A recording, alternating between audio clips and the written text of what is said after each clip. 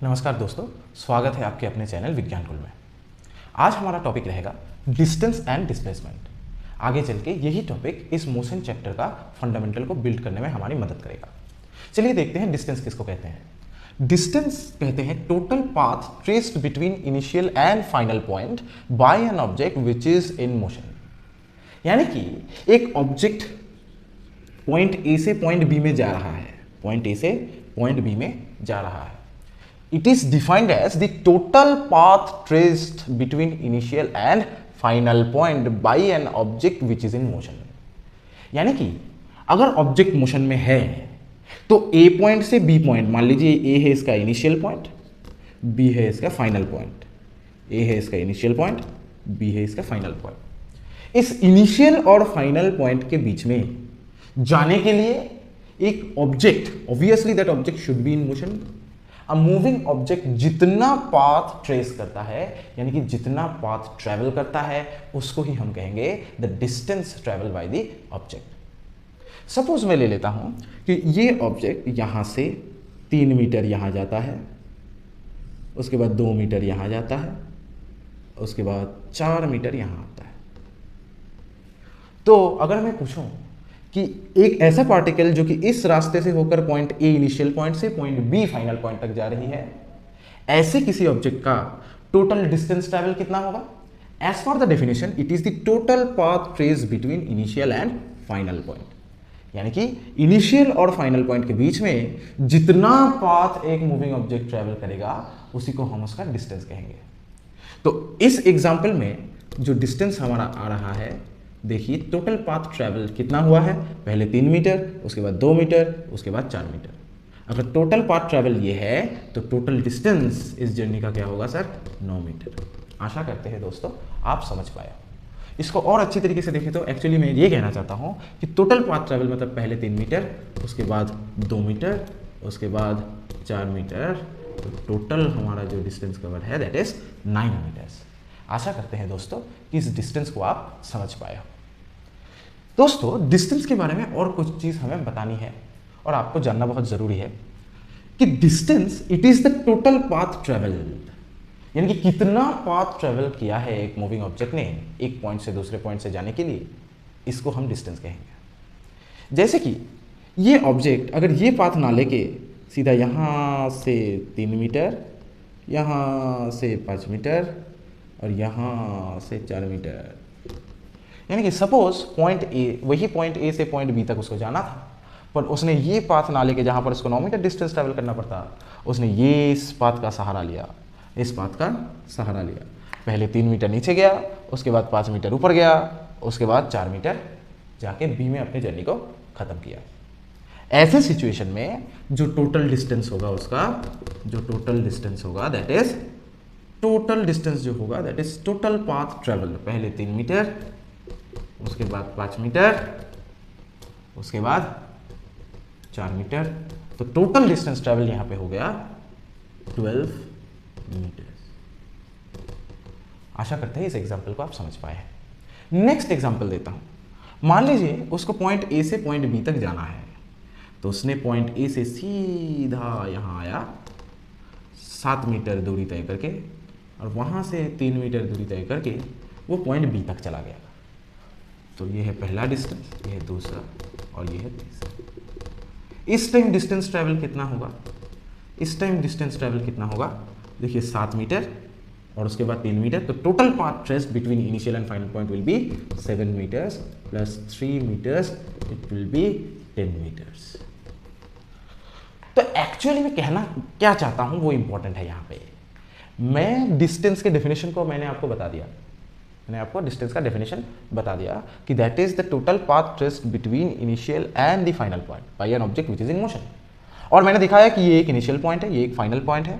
इस इनिशियल और final point में अगर एक ऑब्जेक्ट ये रास्ता तय करे जाने के लिए, तो पहले 3 मीटर, उसके बाद 2 मीटर, उसके बाद 4 मीटर, टोटल 9 मीटर जाके ए से बी की दूरी तय करनी पड़ेगी।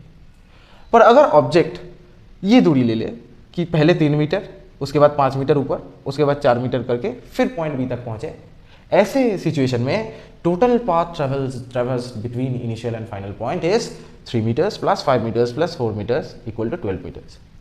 थर्ड जर्नी में यानी कि थर्ड वे में अगर हम तीसरा रास्ता ले लें, उस तीसरे रास्ते में पहले मुझको 7 मीटर जाना पड़ेगा, उसके बाद मुझको बी में पहुंचने के लिए और 3 मीटर की जर्नी तय करनी पड़ेगी, यानी कि टोटल मुझको 10 मीटर की जर्नी तय करनी पड़ेगी।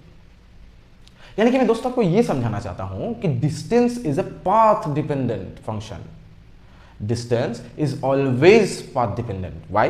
क्योंकि मैं अलग अलग पाथ जब ले रहा हूं तो एक ही इनिशियल से एक ही फाइनल पॉइंट में जाने के लिए मुझको अलग अलग डिस्टेंस तय करने पड़ेंगे। That's why we can say distance is path dependent. Distance क्या होगा? It is always path dependent. जैसे कि ए से बी में मैं अपने पहले पाथ को देखूं तो पहले पाथ में अगर मैं ट्रैवल करना चाहूं इनिशियल पोजीशन ए से फाइनल पोजीशन बी तक, तो मुझको टोटल 9 मीटर डिस्टेंस ट्रैवल करना पड़ेगा। अगर मैं सेकंड रूट ले लूं तो फिर मुझको टोटल 12 मीटर डिस्टेंस ट्रैवल करना पड़ेगा। अगर मैं थ्रू थर्ड रूट ट्रैवल करूं, this is first, this is second, and this is third route. तो अगर मैं थर्ड रूट को ले लूं तो थर्ड रूट में मुझको 10 मीटर डिस्टेंस ट्रैवल करना पड़ा। तो ट्राई टू अंडरस्टैंड कि अगर मैं किसी ऑब्जेक्ट का डिस्टेंस ट्रैवल देखूं, यानी कि एक ऑब्जेक्ट एक पर्टिकुलर इनिशियल पॉइंट से एक पर्टिकुलर फाइनल पॉइंट तक जा रही है, तो सर इसकी रिकवर्ड डिस्टेंस अनेकों हो सकते हैं सर, असंख्य हो सकते हैं, इनफाइनाइट हो सकते हैं, क्योंकि ए पॉइंट से बी पॉइंट तक जाने का इनफाइनाइट अमाउंट ऑफ रूट हो सकता है सर। अगर इनफाइनाइट अमाउंट ऑफ रूट हो तो मैं ये कह सकता हूं कि इसी तरह infinite amount of distance, set of distance तय करके वो ए से बी तक पहुंच सकता है। अलग अलग पाथ लेगा, अलग अलग डिस्टेंस ट्रेवल करके सेम ए इनिशियल पॉइंट से बी फाइनल पॉइंट तक पहुंचेगा। यानी कि distance always, distance covered by a particle और distance covered by a moving object, always it depends upon the path which is taken to travel the distance. यानी कि अगर मैं ये पाथ लूँ तो मैं देख रहा हूँ कि मुझको 9 मीटर डिस्टेंस, सेकंड पाथ लूँ तो उससे थोड़ा ज़्यादा, थर्ड पाथ लूँ तो सेकंड से थोड़ा कम। यानी कि मैं देख रहा हूँ कि मैं जब जब अलग अलग पाथ पे ट्रैवल करने की कोशिश कर रहा हूँ दोस्तों, तब तब मुझको ए से बी में जाने के लिए अलग अलग पाथ लेंथ ट्रैवल करना पड़ रहा है। इसीलिए हम कहते हैं distance is always a path dependent entity. Dependent quantity कहिए, एंटिटी कहिए, आपकी मर्जी। चलिए दोस्तों समझते हैं डिस्प्लेसमेंट को। चलिए दोस्तों समझते हैं डिस्प्लेसमेंट को।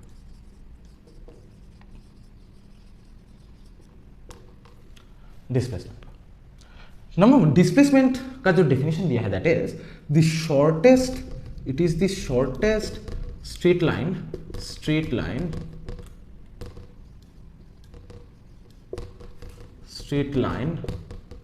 distance between an initial and final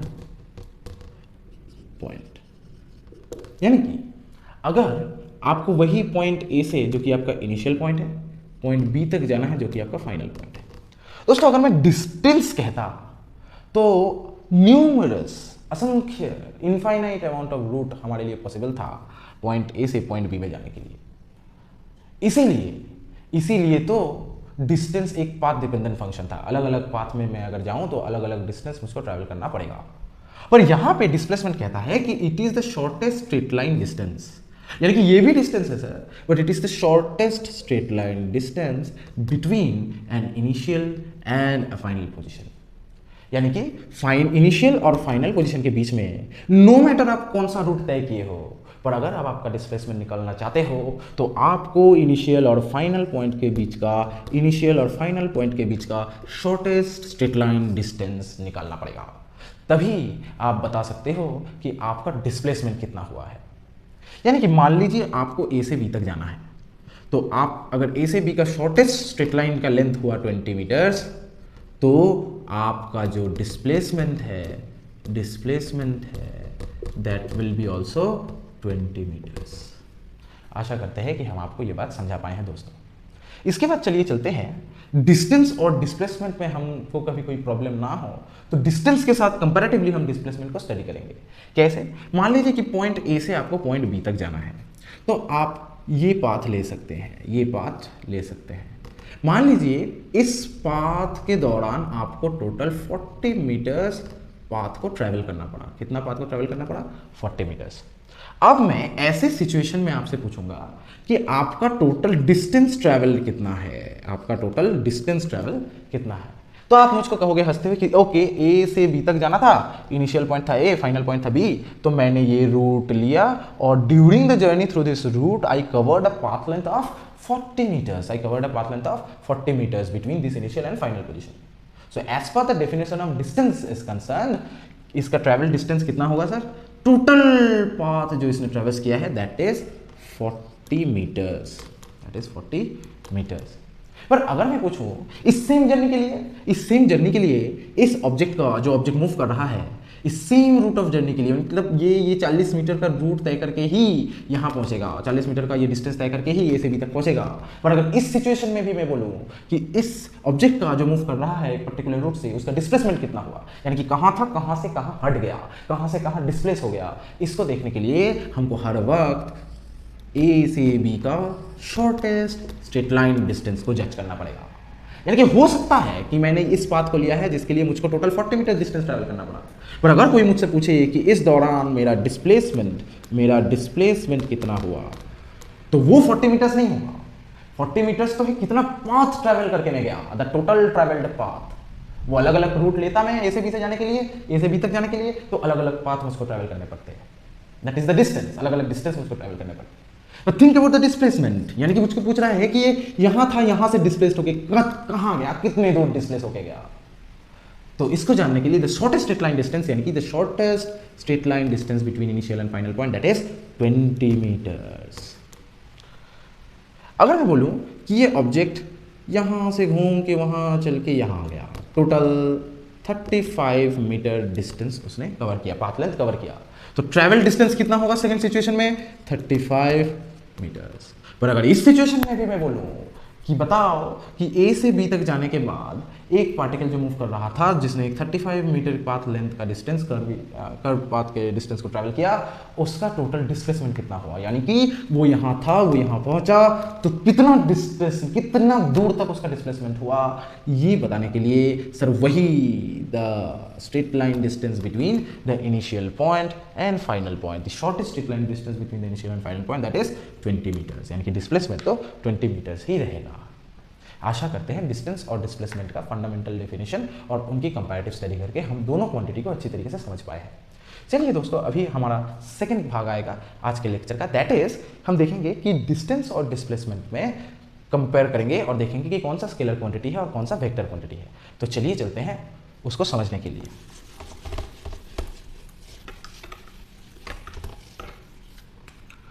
दोस्तों ये है डिस्टेंस, यहां लिखते हैं डिस्प्लेसमेंट।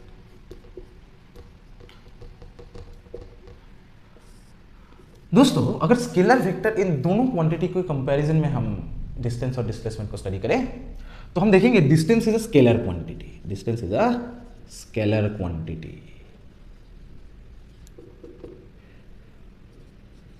और displacement it is a vector, it is a vector. What does it mean? हम स्केलर और वेक्टर के डेफिनेशन से जानते हैं कि ऐसा फिजिकल क्वांटिटी जिसका सिर्फ मैग्नीट्यूड होता है, जिसका सिर्फ वैल्यू होता है पर कोई डायरेक्शन नहीं होता, ऐसे क्वांटिटी को हम कहते हैं स्केलर क्वांटिटी। जैसे कि डिस्टेंस, जैसे कि डिस्टेंस ये स्केलर क्वांटिटी है, मतलब सर इसका एक मैग्नीट्यूड तो जरूर होगा, एक मैग्नीट्यूड तो जरूर होगा सर, पर इसका कोई डायरेक्शन नहीं होगा। But displacement, it is a vector quantity, that means it should have a valid magnitude as well as the direction, as well as the direction. तो इसलिए डिस्टेंस ट्रैवल एक स्केलर क्वांटिटी है जिसका एक मैग्नीट्यूड है पर कोई डायरेक्शन, कोई भी डायरेक्शन नहीं है सर। पर अगर मैं देखूं डिस्प्लेसमेंट को, displacement is a vector quantity पर इसका मैग्नीट्यूड भी है और डायरेक्शन भी है, इसलिए it is a vector quantity. चलिए हम देखते हैं कि क्यों डिस्टेंस अचानक से एक डायरेक्शनलेस क्वांटिटी हो गया सर। सर अगर मैं अपने ड्राइंग को देखूं अच्छी तरीके से, फिजिक्स में आपको एक डायग्राम ड्रॉ करना बहुत अच्छी तरीके से आना चाहिए फिजिक्स को समझने के लिए। तो चलिए पॉइंट ए से वो ऑब्जेक्ट पॉइंट बी तक जाना का है, उसको पॉइंट ए से शुरू करना है और पॉइंट बी तक उसको जाना है। मान लीजिए कि उसने ये पाथ ट्रेवल किया तो मैं अगर देखूं कि उसका डिस्टेंस क्या होगा टोटल, तो डिस्टेंस होगा the total path traced by that object during the journey. यानी कि जब हम डिस्टेंस की बात कर रहे हैं तब वो ऑब्जेक्ट कहां से कहां जा रहा है ये मैटर नहीं करता, कौन से डायरेक्शन में वो जा रहा है ये मैटर नहीं करता, ये मैटर नहीं करता। सिर्फ ये मैटर करता है कि वो कितना कितना पाथ ट्रैवल कर रहा है। यानी कि वो अगर पॉइंट ए से पॉइंट बी तक जाएगा, अगर मैं पूछूं कि वो अगर ये पाथ ले ट्रैवल करने के लिए जो कर्व पाथ हमने ड्रॉ किया है इसके ऊपर, तो वो कितना डिस्टेंस तय करेगा। अच्छा, इसने टोटल जितना पाथ ट्रैवल किया वही उसका डिस्टेंस होगा। मान लीजिए इस दौरान इसने 30 मीटर का एक पाथ लेंथ को ट्रैवल किया, तो इसका डिस्टेंस भी होगा क्या, 30 मीटर। डिस्टेंस होगा क्या, 30 मीटर। चलिए दोस्तों, हमें इसका मैग्नीट्यूड तो मिल गया कि 30 मीटर होगा, पर अगर इसी डिस्टेंस का हमें अगर डायरेक्शन पूछूं, मुझको कुछ पता नहीं है सर। वो चल रहा है, वो कहाँ चल रहा है, ऊपर चल रहा है कि नीचे चल रहा है, साइडवाइज चल रहा है, मुझको पता नहीं। उसको ए से बी तक पहुंचना है, वो कहीं से भी कोई भी डायरेक्शन से वहां पहुंच सकता है।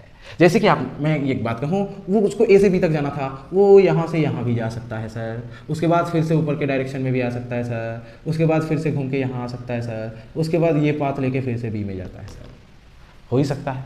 तो मान लो कि इस दौरान हमारा टोटल डिस्टेंस जो ट्रैवल हुआ था वो है 100 मीटर, टोटल पाथ जो ट्रैवल हुआ था that is 100 meters. Now if I ask you about the distance, the travel distance by the quantity or by the object, sorry, by the entity, तो वो क्या होगा, वो होगा सर टोटल, हम देखें कि टोटल पाथ कितना ट्रैवल किया है करके, सर टोटल पाथ ट्रैवल किया है 100 मीटर्स। यानी कि इसका जो डिस्टेंस है इस एंटिटी का इस पाथ को ट्रैवल करने के थ्रू वो क्या हुआ, दैट इज 100 मीटर्स।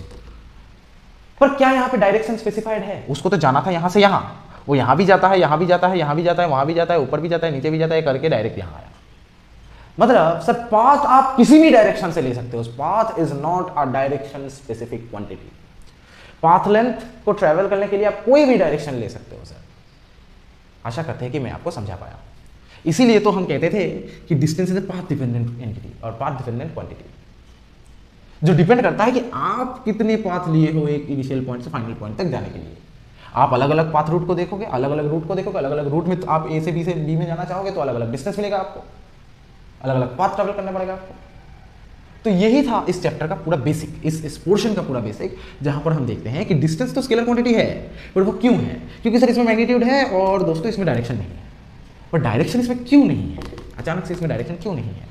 इस ड्राइंग से ये काफ़ी आसान हो जाता है कि डिस्टेंस एक ऐसा फिजिकल क्वांटिटी है जहां पर हम समझते हैं कि कितना पाथ ट्रैवल हुआ, कहां से कहां तक जा रहा है, कौन से डायरेक्शन में ट्रैवल हुआ, मुझको नहीं जानना, और जान के भी मैं कुछ कर नहीं सकता, क्योंकि मैं देख रहा हूं कि इसको यहां से यहां तक जाना था, पर इसने ये पाथ लिया तो 30 मीटर, पर ये पहले नीचे गया, फिर ऊपर गया, फिर नीचे गया, फिर ऊपर गया, फिर ऊपर गया, फिर ऊपर गया, फिर नीचे गया, जाके बी तक पहुंचा। यानी कि इसका कोई एक स्पेसिफिक डायरेक्शन है ही नहीं। तो इसीलिए डिस्टेंस में मैग्नीट्यूड तो है कि कितना टोटल, इसका एक वैल्यू तो है कि कितना टोटल पाथ ट्रैवल हुआ है, पर इसका कोई डायरेक्शन नहीं है। It is a directionless quantity, because of that distance is always a scalar quantity. Let us talk about the displacement. Let us talk about the displacement. Suppose there is point A and यहाँ पे एक point B है। आप point A से point B तक जाना चाहते हो, तो according to the definition of displacement, it is the shortest straight line distance travel by the object. अब मैं अगर कहूं कि ए और बी के बीच में shortest straight line distance 20 metres है, तो डिस्प्लेसमेंट क्या होगा, इसका डिस्प्लेसमेंट क्या होगा सर, 20 मीटर्स। ओके, पर जब भी हम ये शॉर्टेस्ट स्ट्रेट लाइन की बात करेंगे, शॉर्टेस्ट स्ट्रेट लाइन डिस्टेंस की बात करेंगे between initial and final point, तब हम ना चाहते हुए भी डायरेक्शन को हमारे दिमाग में रखना पड़ेगा। कैसे? 20 meters from A to B, from A to B, from A to B। यानी कि अगर मैं ये पाथ लेता तो मैं ऊपर जा रहा हूँ, नीचे जा रहा हूँ, फिर ऊपर जा रहा हूँ, फिर नीचे जा रहा हूँ, मेरा कोई डायरेक्शन का ठीक ठिकाना नहीं है। यानी कि यहाँ पर जो मैं टोटल पाथ ट्रैवल कर रहा हूँ दैट इज माई डिस्टेंस। पर अगर कोई पूछे कि तुम्हारा डिस्प्लेसमेंट क्या है, तो that is the shortest straight line distance between A and B. अब शॉर्टेस्ट स्ट्रेट लाइन डिस्टेंस क्या है सर, 20 मीटर, तो इसका वैल्यू और मैग्नीट्यूड क्या आ गया, 20 मीटर। ना आप चाहते हुए और ना चाहते हुए भी ये जो शॉर्टेस्ट डिस्टेंस है ये ए से सी तक नहीं है, ए से डी तक नहीं है, ए से बी तक ही है, एक पर्टिकुलर डायरेक्शन में ही है। इसीलिए तो सर डिस्प्लेसमेंट का डायरेक्शन भी होता है, it possesses a direction. Direction, और उस डायरेक्शन को हम लिखते हैं A to B, मतलब इसका एक मैग्नीट्यूड भी है, इसका एक डायरेक्शन भी है, यानी कि ये एक वेक्टर क्वांटिटी है। यानी कि देखिए अगर मैं कहता A से C का डिस्प्लेसमेंट क्या है और A से D का डिस्प्लेसमेंट क्या है, तो यहाँ पर एक शॉर्टेस्ट स्ट्रेट लाइन डिस्टेंस, यहाँ पर एक शॉर्टेस्ट स्ट्रेट लाइन डिस्टेंस आपको ड्रॉ करना पड़ता है। पर अगर मैं कहता कि A से B में जाने का डिस्प्लेसमेंट क्या है, तो आपको बोलना पड़ता अच्छा ठीक है, यहाँ पर मैंने आपको देखता हूँ ये डिस्टेंस है, shortest straight line distance 20 metre है, तो डिस्प्लेसमेंट 20 मीटर होगा।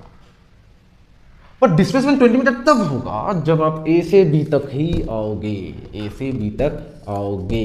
इस सिचुएशन में अगर आप A से C तक जाओगे, A से C तक जाओगे, यानी कि from A in the direction of C आपका डिस्प्लेसमेंट बढ़ जाएगा। अगर आप A से D तक जाओगे, यानी कि from A two point D अगर आप डिस्प्लेस करोगे, टू पॉइंट D अगर आप डिस्प्लेस करोगे, टूवर्ड्स दैट आपका जो डिस्प्लेसमेंट है वो बदल जाएगा। तो इसीलिए डिस्प्लेसमेंट का एक स्पेसिफिक डायरेक्शन भी होता है। इसीलिए तो sir displacement is a vector quantity, जिसका एक मैग्नीट्यूड भी है, जिसका एक डायरेक्शन भी है। आशा करते हैं कि इस बात को आपको समझा पाया हूँ। इसके बाद एक सेकेंड पॉइंट जो इसके बारे में कहना था, हालांकि इसको मैं कह चुका हूँ, हालांकि पहले भी इसको डिस्कस कर चुका हूँ, that is distance is path dependent. Distance is path dependent, यानी कि दोस्तों A से B, यानी कि इनिशियल से फाइनल पोजीशन में जाना है तो आप ये पाथ भी ले सकते हो, ये पाथ भी ले सकते हो, ये पाथ भी ले सकते हो, ये पाथ भी ले सकते हो, कोई भी पाथ आप ले सकते हो, कोई भी पाथ आप ले सकते हो। अलग अलग पाथ लोगे, अलग अलग रूट को फॉलो करोगे तो अलग अलग डिस्टेंस मिलेगा, यहाँ पर A, यहाँ पर B, यहाँ पर C, यहाँ पर B, यानी कि अलग अलग पाथ लूंगा मैं एक पॉइंट से दूसरे पॉइंट में जाने के लिए, तो मुझको अलग अलग डिस्टेंस ट्रैवल करना पड़ेगा। पर displacement is not path dependent, it is not path dependent. यानी कि अगर मुझको पॉइंट A से पॉइंट B तक जाना है तो ना जाने में कहीं से भी जा सकता हूँ, यहाँ से जा सकता हूँ, यहाँ से आके यहाँ से जा सकता हूँ, यहाँ से नाचते हुए यहाँ जा सकता हूँ, चाहे तुम कोई भी path low, it doesn't matter. Displacement क्या होगा? डिस्प्लेसमेंट होगा the shortest straight line distance. यहाँ से तुम यहाँ पहुँचे तो चलो यहाँ से यहाँ का एक शॉर्टेस्ट स्ट्रेट लाइन डिस्टेंस ले ले, अगर वो होता है A मीटर तो आपका डिस्प्लेसमेंट भी क्या होगा? A metre. यानी कि आप कौन सा पाथ ट्रेवल कर रहे हो दैट डजंट मैटर, मतलब वो तो मैटर ही नहीं करता। इस सिचुएशन में जो मैटर करता है दैट इज आप पॉइंट A से पॉइंट B तक जा रहे हो तो आप A मीटर डिस्टेंस ट्रैवल कर रहे हो, या शॉर्टेस्ट पाथ लेंथ क्या हो इसका A मीटर, तो आपका डिस्प्लेसमेंट भी क्या होगा? A metre. और कहाँ से कहाँ तक जा रहे हो जिसके लिए A मीटर डिस्टेंस है? जब आप A से B तक जाओगे तब, जब आप A से B तक जाओगे तब उसका डिस्टेंस A मीटर होगा। तो shortest straight line distance obviously A metre होगा, तो उसका डिस्प्लेसमेंट भी क्या होगा? A metre. उसका एक डायरेक्शन और एक मैग्नीट्यूड दोनों है सर। आशा करते हैं कि डिस्टेंस और डिस्प्लेसमेंट के बारे में मैं आपको पूरी तरीके से समझा पाया हूँ।